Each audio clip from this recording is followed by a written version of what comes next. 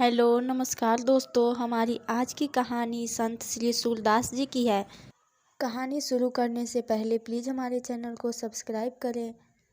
भारतीय वाङ्मय के अमर ग्रंथ सूरसागर के रचयिता श्री सूरदास जी का जन्म दिल्ली के निकट सिही ग्राम में विक्रम संवत 1535 की वैशाख शुक्ल पंचमी विक्रम संवत को हुआ था। इनकी प्रतिभा अत्यंत प्रखर थी।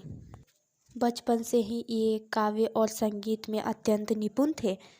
84 वैष्णवों की वार्ता के अनुसार ये सारस्वत ब्राह्मण थे। इनके पिता का नाम रामदास था। पुष्टि संप्रदायाचार्य महाप्रभु वल्लभाचार्य विक्रम संवत 1560 में अपनी व्रज यात्रा के समय मथुरा में निवास कर रहे थे। वहीं सूरदास जी ने उनसे दीक्षा प्राप्त की। आचार्य के इष्ट देव श्रीनाथ जी के प्रति इनका अपूर्व श्रद्धा भक्ति थी। आचार्य की कृपा से ये श्रीनाथ जी के प्रधान कीर्तनकार नियुक्त हुए। प्रतिदिन श्रीनाथ जी के दर्शन करके उन्हें नए नए पद सुनाने में उन्हें बड़ा सुख मिलता था। श्री राधा कृष्ण के अनन्य अनुरागी श्री सूरदास जी बड़े ही प्रेमी और त्यागी भक्त थे। इनकी मानस पूजा सिद्ध थी। श्री कृष्ण लीलाओं का सरस और सुंदर वर्णन करने में ये अद्वितीय थे। गुरु की आज्ञा से इन्होंने श्री भागवत कथा का पदों में प्रणयन किया।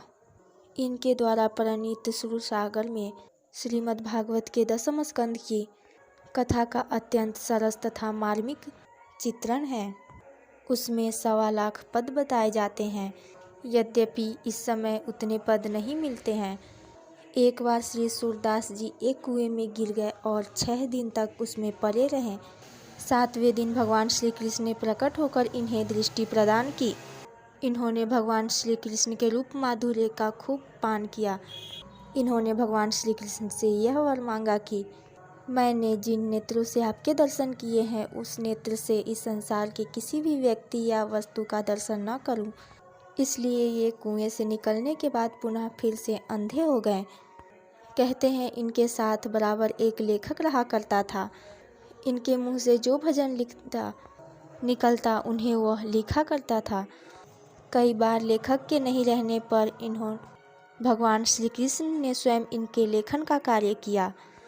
एक बार संगीत सम्राट तानसेन बादशाह अकबर के सामने सूरदास का एक अत्यंत सरस और भक्तिपूर्ण पद गा रहे थे।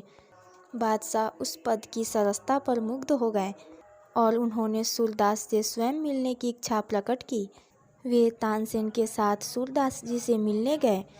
उनके अनुनय विनय से प्रसन्न होकर सूरदास जी ने एक पद गाया जिसका अभिप्राय था कि हे मन, तुम माधव से प्रेम करो।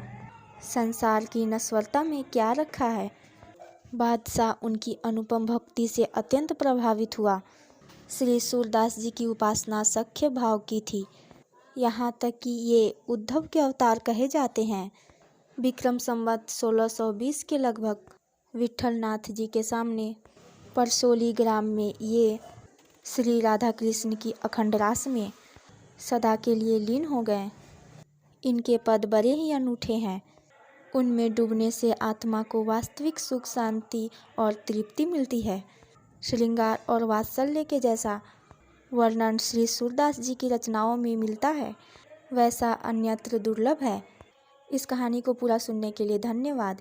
इस तरह की और भी धार्मिक और पौराणिक कहानियों को सुनने के लिए हमारे चैनल को सब्सक्राइब करें। धन्यवाद।